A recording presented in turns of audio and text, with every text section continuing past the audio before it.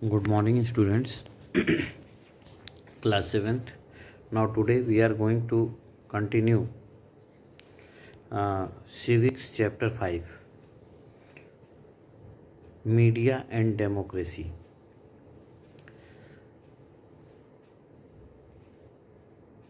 First of all, we are going to discuss about media.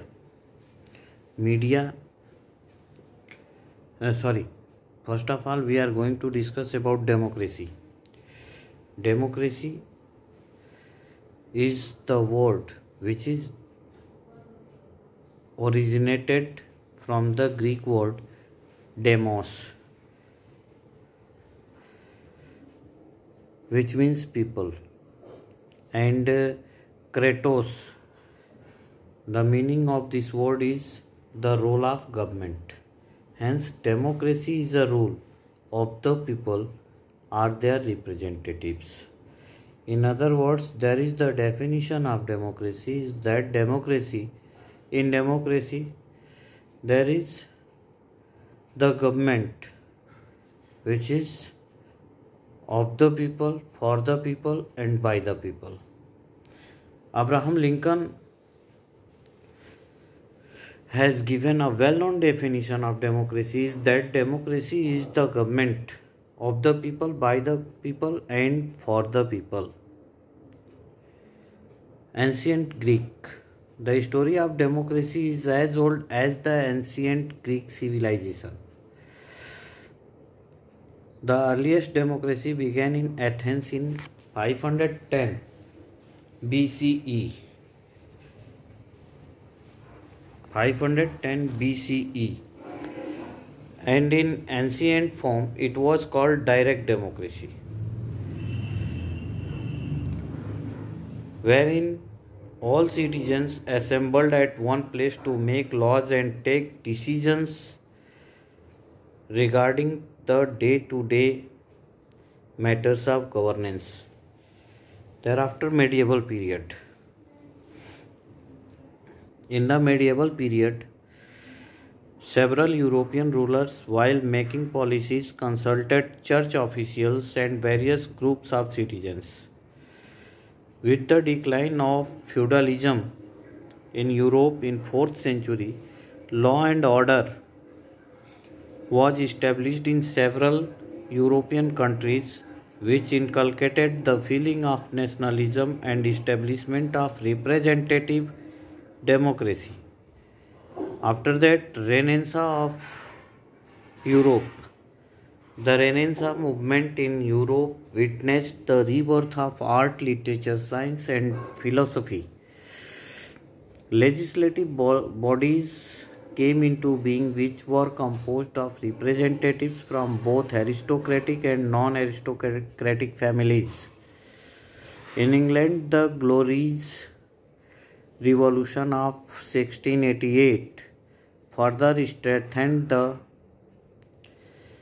roots of democracy. Key features of democracy: decision making mechanism. In India, various organs of government help in running the government machinery, taking decisions and implementing them. Thereafter, legislature. The lawmaking body in India has two houses, Lok Sabha and Rajya Sabha. Lok Sabha is known as lower house and Rajya Sabha is known as upper house.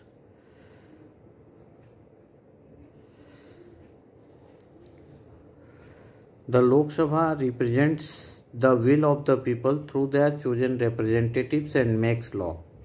Executive. The executive implements laws and plays an important role in decision making.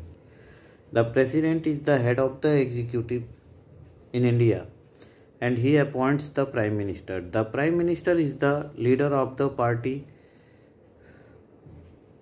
which wins the majority of votes in the general elections. The prime minister works along with a team of ministers who are elected by the people and are answerable to them. That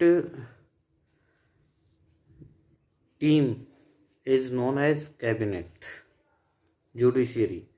This is the third branch of the government. It administers justice in accordance with the law. It has the power to declare laws passed by the legislature as illegal. It is free from the control of the legislative and executive. Justice, there is no foundation of legislative and executive on the judiciary. The justice and equality. Justice and equality are the two pillars of democracy. Justice is to give each what is due to him or her as a person. Equality is defined as our constitution as every citizen is equal before law. There shall be no discrimination by virtue of caste, sex, religion, wealth, etc. Rule of law. Another characteristics of democracy is that it ensures rule of law. Law is supreme and everyone is equal in the eyes of the law. No one is above law. Many political leaders and visionaries felt that all what you studied above is just the political democracy or political form of democracy. They have gone a step further and said that the actual fruit and benefit of democracy would only be achieved if people have equality in social status and equal opportunities to grow economically. Thus, these two aspects also became essential part of democracy as people should not be discriminated against within their country. Thereafter, social democracy. Social democracy means that all men and women should be treated equally and should have equal opportunities for development. Society should be free from the social evils like caste system and untouchability. Thereafter, economic democracy, which means that all the members should enjoy the freedom from exploitation of any kind in terms of economic aspects. They would have equal opportunities to earn their livelihood. Thank you. The chapter is over, and tomorrow I will give you the question answer and exercises of this chapter. Thank you.